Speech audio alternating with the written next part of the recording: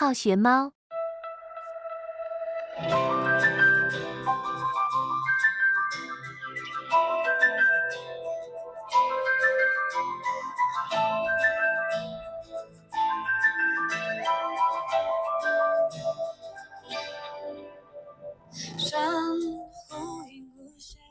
Hello， 大家好，我是小豆。这個是我們的第33期播客了。我覺得我是昨天跟朋友晚上喝酒的時候在聊天嘛，我說我真沒有想到，就是我那些有的沒的這種單口的這種單人的這種播客，居然錄到了33期，我真的覺得我是一個廢話太多的人了吧。Anyways， 非常感謝大家，就是不管是從哪一期播客認識到的我，這是我們的第33期了。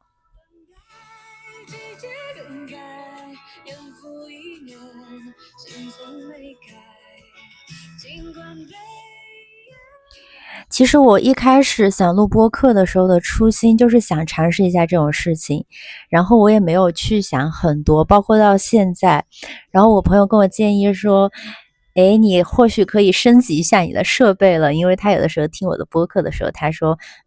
你這個還是就是設備可以重新的再升級一下就會更好。其實我也不是沒有想過去升級設備這個事情，但是我這個人吧，就是這件事情對於我來說，就是好像在我生活中的一個 bonus，就是給自己的記錄的另外一種出口吧。我還是很喜歡播客這種方式哈，可以代替可能有的時候我稍微內向一點，可能不太喜歡說話的這種時候，就是面對着大家說話，比如說像以前錄很多視頻啊這種，可能現在我更多的是想退到幕後的這種，跟大家通過播客的方式跟大家去聊天，我覺得還蠻好的。那這一期的播客呢，我想跟大家聊一下，快2025年年末了嘛，所以呢，我也想說，我那天看到叉姐寫的43歲的生日感觸，我有一句話就非常非常的想收藏，然後我就把它拿來做我們這期播客的一個標題吧。所以這期播客咱們的題目就取名叫普通人的心法，那就是有序如常主動的生活。我想先跟大家在12月到來前跟大家碎碎念一些事情吧。就是其實我一直都跟大家說，在我的每一年的生活裡面，我覺得我的日子就只有11個月，所以當11月快過完的時候，我真的有一種今年就已經快過完的一些感觸吧。畢竟12月我確實工作也會非常非常的少，然後呢，我就想說在12月到來之前，我算是給自己一個在2025年的一個 ending 的一個總結吧。雖然還沒有去動手寫今年的年終的一些復盤的文字，但是我還是想在播客裡面先跟大家碎碎念幾句哈。就是在年關的時候呢，我們可能整個人的能量隨着一些季節的变化吧，都會產生一些細微的一些轉變。就是你會發現比如說你在夏天和冬天你的能量場的頻率是不太一樣的，然後你在夏天喜歡做的事情跟冬天也是不太一樣的。所以到年終的時候呢，可能我自己來說，我想的更多的是下一年的一些挑戰，下一年的一些轉變，包括在下一年我想實現的一些願望。所以不管是在生活工作還是其他方面，我們又完成了接近1年的這樣一個經歷和體驗人生的這樣一個過程。所以呢，其實現在的我坐在這裡现在跟大家去錄播客的時候，我都在回想我2025年有哪一些精彩的一些瞬間，或者是有一些重大的時間的節點。實際上我覺得今年我的收穫還是蠻多的。先沒有什麼邏輯的跟大家就是想到什麼說什麼。首先就是今年可能30歲了嘛，在這個年齡的時間節點，我可能更多的是看到了包括家人，包括身邊的一些朋友的一些人生轉折點的一些變化。然後你會發現說，我們每個人在很多年之前做過的選擇，就成就了我們今天的生活，包括我們現在的思維，我們接觸的人，就是有一些人我們是注定要分開的。然後呢，有的時候你可能就突然看到父母就老去了嘛，但是我覺得這個對於我們來說不應該是一種壓力，我覺得應該是我們對於人生這一場，不管是跟父母的緣分還是跟朋友的緣分，都是順其自然的一個過程，就是大家不要被任何人的這樣一個生命的進程去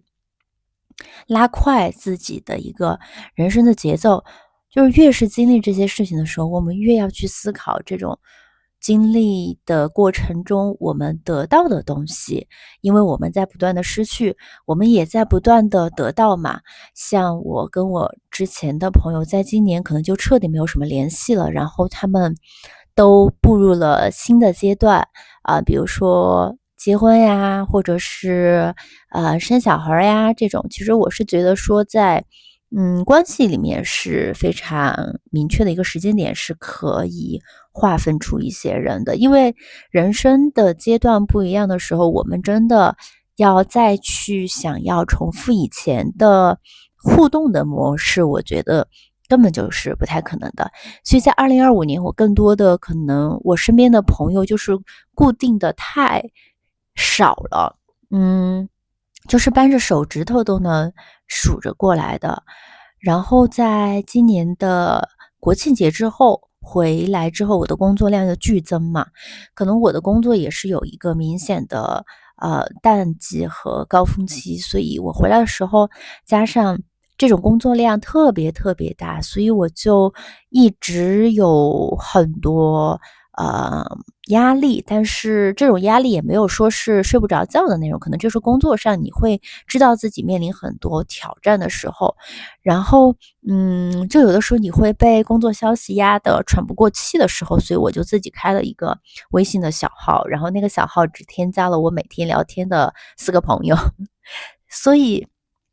這種感覺還蠻奇妙的，就是我更多的時候我都沒有去想過去刷我原本微信號裡面的其他人的朋友圈，就我感覺我想要待在他們身邊，想要他們待在我身邊的人可能都已經就是這幾個了，所以生活更多的是一個刪繁就簡的一個過程吧。在2025年年中的時候，我也覺得自己有的時候照鏡子，看見自己，哇塞，你怎麼就30歲了？然後還是會就是不斷的想起來，以前的那個小女孩，就是小的時候照鏡子的時候，就突然變成了大人模樣，然後再到30歲這個節點，你就感覺你可以用自己賺的錢去買自己想要的衣服，然後你可以根據你生活的幸福感去增添一些家用的東西，慢慢的可能你會換窗簾，你會一個人生活做很多事情，你會比如說修這兒修那兒呀，然後我經常都跟我朋友說，我說我們就是一個人居住慣了的人，就很多事情都會自己做，組裝家具呀，換燈泡呀，什麼事情好像自己都可以通過學習，快速的學習去得到，所以我覺得還是蠻充實的，就是不管是哪一種狀態，你一定要去找到這種狀態下你覺得能夠給你帶來讓你可以生活的更好的一種動力吧。我覺得這個對於我們來說都是一件讓人可以感覺得到很多小確幸的事情。然後可能我們在生活的很多時候都會忘記很多瞬間是怎麼樣過的，所以我也是希望說，有的時候我們要去記錄，不是因為這件事情要被更多人看到，而是要被未來的自己看到，我覺得這個才是更重要的。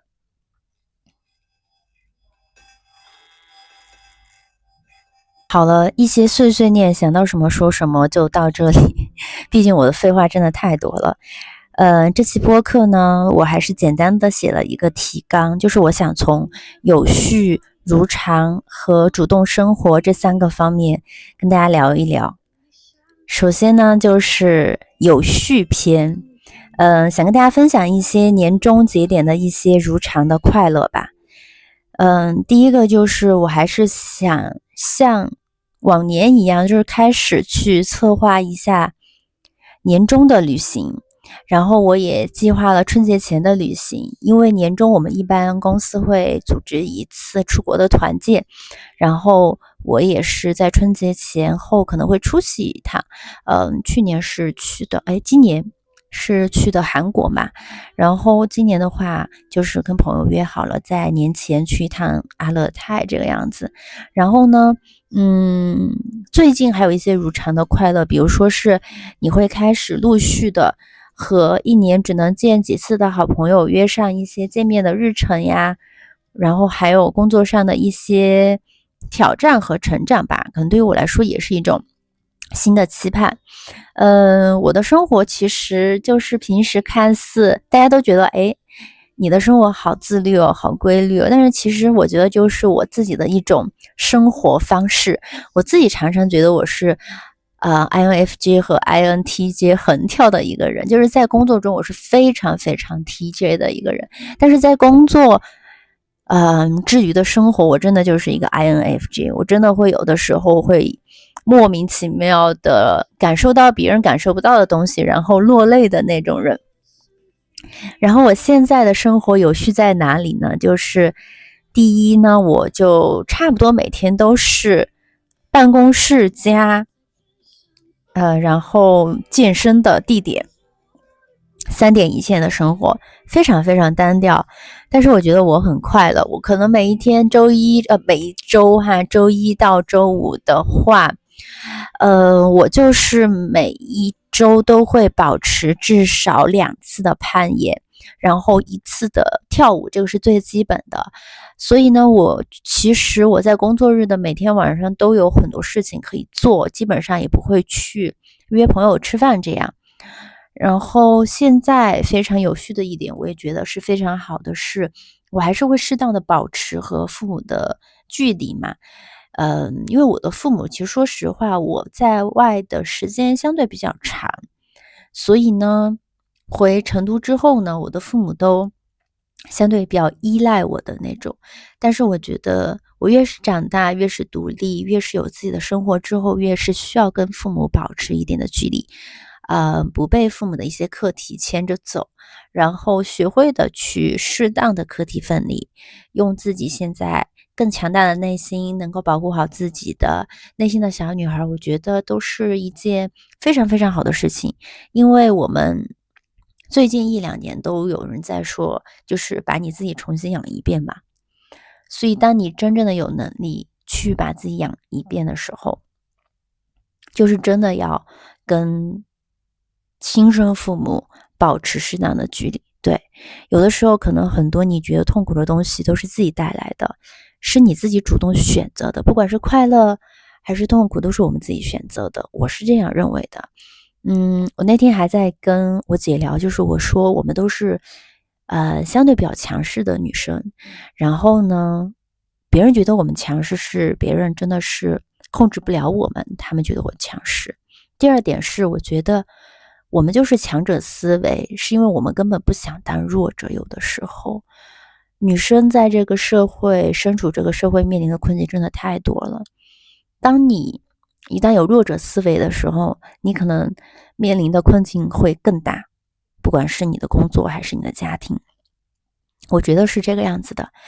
然後還有一個有序的點，就是我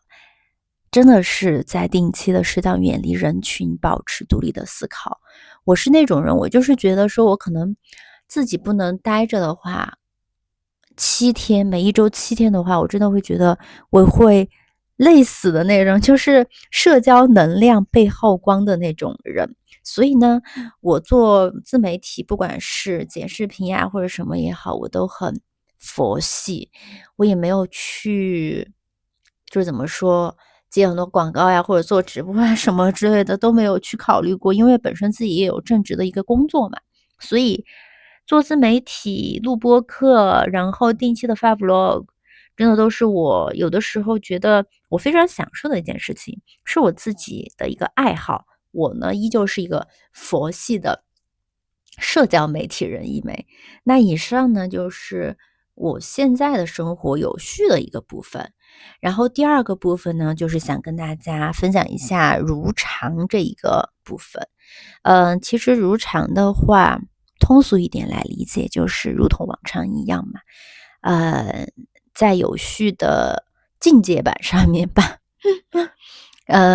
在這一個方面，我想先跟大家就是 update 一下我自己，其實堅持這個做 Excel 的復盤哈。我那天看我今年做完就是第9年了，我想說哇塞，我真的堅持了9年，把這件事情做的就是給自己寫了9年的編年史，真的是一件讓我覺得我自己也特別厲害。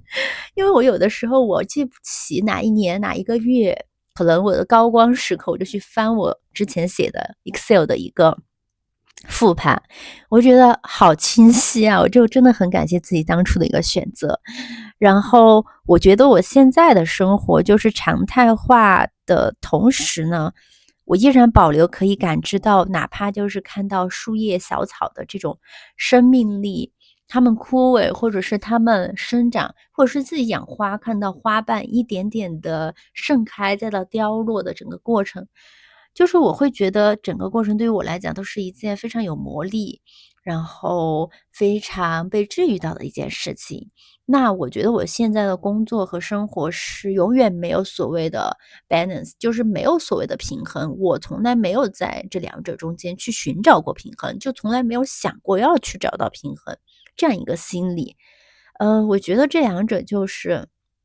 和諧共處，而不是說你一定要讓這兩者去平衡，沒有絕對的平衡，所有的事情都沒有絕对的平衡。那我其實想跟大家說的就是我的踏實生活常態化，幾個點我覺得可以還是分享給大家一下。第一個就是我覺得一定大家要照顧好自己的身體、情緒和心理。可能年齡今年也上來了吧，就是你會明顯的感覺到你在大姨媽的前後，你的激素的變化，我覺得是一件非常非常敏感的事情，對身體的敏感度會越來越高。然後身體哪兒不舒服，或者身體的哪一個部分就像一台機器一樣，零件有沒有磨損，實際上你自己是感知得到的。你吃進去的東西，然後你接觸的人會不會影響你的情緒，會不會給你帶來一些負面的能量。我們每個人捫心自問一下，你能不能感受得到？如果你感受得到不好的東西，你還要依然與它共處的話，你就得接受与它共處帶來的一個後果。所以呢，我希望大家可以保護好和照顧好自己的身体、情緒和心理吧。第二點就是把精力放在該放的地方。我很早之前，就是我發微博的時候，我說過一句很絕情的話，其實也不是絕情吧，就是我不會選擇放棄我的人。就是如果我覺得對方他放棄我了，不跟我交往了，我絕对不會留他。這個是我的一個原則吧，我也不會把精力放在不該放的一些糾結的事情上，痛苦的事情上，沒有結果的事情上，或者是短時間內你沒有辦法解決的事情上。我覺得我們更不要內耗在人身上。這個其實我也不知道是不是你隨着年齡的階段，你經歷的東西，你會對這一句話有更多的體會，是你發現我們作為普通人，其實能改變的東西很少了。我現在覺得就是你到一定的階段，你一定得承認命這個東西，不是說讓你什麼都不去做，什麼改變，而是讓你先接納，然後才有改變的可能。我覺得邏輯應該是這個樣子。然後第三點就是讓大家出了問題就解決，解決不了呢就放棄。我很多次在我的 vlog 裡面提到，就是我是一個非常容易放棄的人，就是容易放過自己的人。但是很多人覺得，誒，你很能堅持嘛，就不管你跑步也好，做什麼事情也好，一旦你認定的，你就會堅持。我就會說，對呀，前提條件是我認定。那很多事情如果是困住我太久，我就真的不認定這件事情，那我就放棄它嘛，對吧？就是很簡單的一件事情。如果你覺得有問題，你就去想辦法解決，解決不了盡力而為，你就放棄，順其自然就好了。下一個點呢，就是我想跟大家分享說，我覺得沒有什麼是必須要的。在一定的階段之後呢，開始意識到自己的慾望，買東西的慾望，想要變成一個美麗的女孩子的願望，想要擁有更好的身材、更健康的身材的願望，想要擁有更平等、更平靜、更快樂、溫暖和愛與被愛關係的願望，等等等等的願望。就是我覺得在我們人生中充斥着太多的願望，但是我覺得我那天就是睡前冥想的時候，捫心自問一下，就是我覺得没有什麼是必須要的。這個點其實在工作裡面我也覺得非常的明顯，就是你會發現真正用心做事的人，他們不是說就真的天生會做事，而是他們觉得重要，就這件事情重要，他們就會用心。如果你不覺得這件事情重要的話，你怎麼會用心呢？对吧？所以邏輯也是這個樣子嘛。然後呢，就是想跟大家說，我經常跟大家說的一點，就是你們在維護自己平靜的同時，要知道維護平靜這一件事情，它是需要你有非常大的定力的，而不是說，哎，我什麼也不管，什麼也不要，我就擺爛。我覺得不是這個樣子的，我覺得定力是一種在你先體驗了之後才歸於平淡的一種能力。我覺得人生其實真的不能夠依附別人的活法。有的時候我看到跟我一樣的同齡人，或者是比我小的同齡人，發展得很好啊，怎麼樣，我覺得人各有命嘛。這件事情就是你不需要去比較。每個人都不會把他的傷口揭開給你看的，所以你能看到的每個人都是很光鮮的一面，包括我覺得我自己給外界傳遞的很多東西，也是我好的一面。就每個人不好的一面是不會給別人看到的，所以大家不要去覺得啊，好像人家比你好，你就只能看到人家好的一面，對吧？所以这些想法在我們每天生活中有很多念頭都會冒出來，那我希望大家就是首先還是把心神歸位到自己身上，就自己的心神歸位之後呢，你會有很多力氣去解決新的問題和面對新的挑戰的。對，我就是覺得說很多事情翻來覆去講，可能就是那麼幾句話，但是你可能隨着你的人生、你的階段在變化，你也會越來越勇敢，也會越來越自由。這是我的一些分享。OK， 然後最後一趴，主動生活篇。這一趴呢，我覺得有內容會稍微有點多，所以呢，我盡量不要廢話了。就25年的時候呢，我就正是30歲了嘛。30這個階段，我覺得我自己活那麼久，是真正感受到一個人成長的時候，也是感受到可能前10年的積累逐漸的產生複利效應的時候。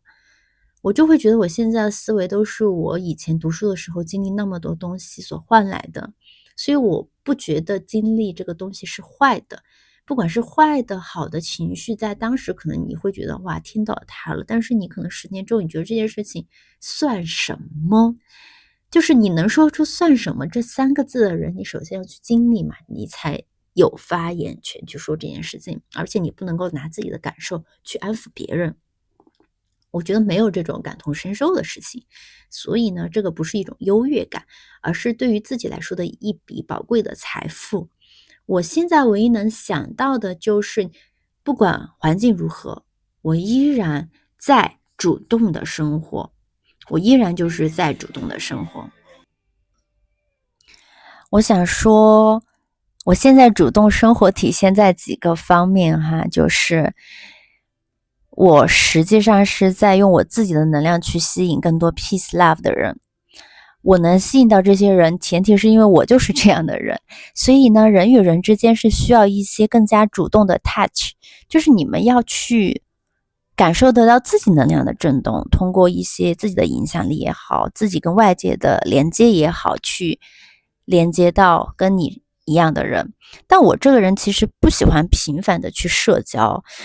我需要看到回应才會繼續的那種人嘛，這個也是確實個人性格的一個原因哈，但確實也是我的精力和時間非常有限。第二個呢，就是我是主動的在保護自己的情緒，就剛剛我們提到的，我在合適的時機的話，我這個人是有迅速讓自己平復下來 calm down 的一個能力，我是不会让自己長時間的去內耗的一個人，所以我非常的主動，我覺得這種权利應該每个人都要掌握在自己的手裡。然後呢，主動的去讓自己留在牌桌的時間長一點。前幾天我買了年終話術的書嘛，我覺得播客和書還是不太一樣的，就是我覺得很多事情你在播客裡面聽很多聊天啊，可能你當時就忘了很多文字，但是你看書的時候你還是會不太一樣的。然後我就聽到魯豫他跟就是詹青雲聊天嘛，他也寫了一個卡片，我當時就看到，我就現在把它放在我的書桌上，就是魯豫說，我30多年的職場生涯告訴我，還是要留在牌桌。可能人跟人之間的一個區別也是不太一樣，就是你們每個人想要實現的願望也不太一樣。我是非常明顯的感受到，很多女生在有了家庭和小孩之後，對工作的雄心呀，或者是工作的追求會有一些變化。當然我也承認是這個社會可能給我們女性的太多施壓和傳統社會遺留的一些問題吧，我們是沒有辦法去徹底解決的。但是我還是希望大家可以，就是作為女性留在牌桌的能力是非常非常重要的。我在這一點可以把我3個主動的方面分享給大家。第一個就是主動在工作中通過小的問題解決掉更大的問題，這個是我最近的一個感觸。我是相當於在初創性公司工作，沒有什麼大的框架，都是靠自己去摸索，所以我需要有及時止損的能力，這是第一個。我必須要看到小的問題引發的更大的問題，去徹底提前解決掉，然後想到方案 ABCD 這樣。第二個呢，就是主動的放棄在工作中無法做到的部分。可能在我讀大學讀研究生的時候，我覺得我自己很多事情我想做到完美，我是有完美主義傾向的一個人。但是呢，自從我開始工作之後呢，這個完美主義傾向就慢慢的就被磨滅掉了。到現在我工作5年之後，我想跟大家說的是，你真的要主動放棄你在工作中沒有辦法完成的部分，肯定是跟你能力掛鈎的。你沒有辦法讓自己在工作中面面俱到，特別是你當 leader 之後，你最重要的是要利用好你團隊每個人的優缺點，去讓他們做事，而不是讓自己成為一個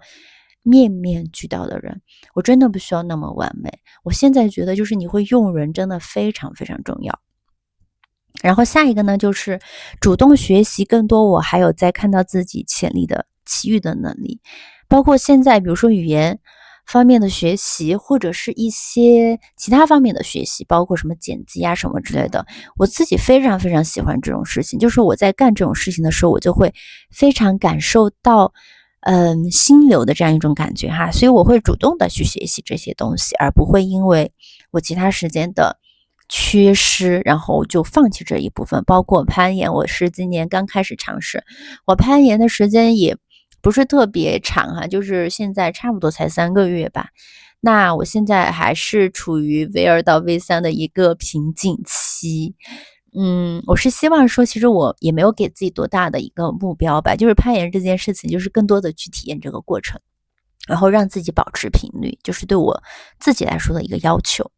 然後主動的去感受這個世界吧，朋友們，就是你主動的去看到一些愛，一些回應，而不是怎麼說呢？就是我覺得这是一種需要培養的能力。你要去主動的看到一些人，他們給到你的一些愛和回應，哪怕很小很小，哪怕微不足道，其實每個人都不是理所當然要對你好的，所以要學會感恩，也要學會感激，然後主動的去拾起生活裡容易被遺忘的瞬間。就沒有人看我也會堅持記錄，哪怕今天播客只有14個人，或者是1-2個人，還是自己的朋友，我也會錄呀，就是我會堅持的去記錄，但是我沒有說是我給自己的一個 KPI 一定要錄多少期嘛，就是我想做這件事情的時候我就做。OK， 就是給自己一些老了之後還可以創造一些回憶的東西。然後下一個就是我想說，讓大家去主動的思考更多生活的可能性，看到更多的可能性，并且主动創造可能性。今年我的朋友從杭州辭掉工作，然後他要搬到成都来了。我們呢是研究生的同學，就是上次去歐洲旅行的一個朋友。那我其實也在說，其實我們在搬離城市對於個人來說是一件非常大的一件事情。去思考更多的可能性，對於我現在的階段來說，可能時間會比較少，但是我希望我自己可以看到我自己更多的可能性。那麼我在未來，我還是會想創造更多的可能性。我不會說我現在這份工作一直做到我幹不動為止，我還是想說有一天有一個跳板，當它真正產生複利效應的時候，爆破的那一瞬間，我可以衝出去，我可以就是背上我所有的行囊，然後勇敢的衝出去吧。对，作為主動生活篇的最後一趴，做最後一句話，我就是想讓大家知道，不管我們幸福還是不幸福，我們去主動的適應任何一種環境，任何一種被人圍繞的江湖，都是需要保持獨立的思考性的。我們永遠要記住，我們的主動權永遠在我們手裡。因為那一天我就跟我媽媽說，我說其實我們在這種時候就會發現，不管是結婚也好，談戀愛也好，工作也好，你就會發現擁有主動性的人，他真的會讓自己生活的越來越好。OK， 那以上呢就是本期想跟大家的碎碎念咯。年底了吧，我覺得大家也應該會很忙，所以希望大家就是在忙的時候還是要照顧好自己。然後呢希望大家在年底的時候生出一些新的願望，讓自己可以在來年可以越過越好。 OK， 那本期呢節目就差不多結束了，謝謝你們聽到這裡，希望大家周末愉快，然後接下來1個月順順利利。我們應該要26年再見了，拜拜。好學貓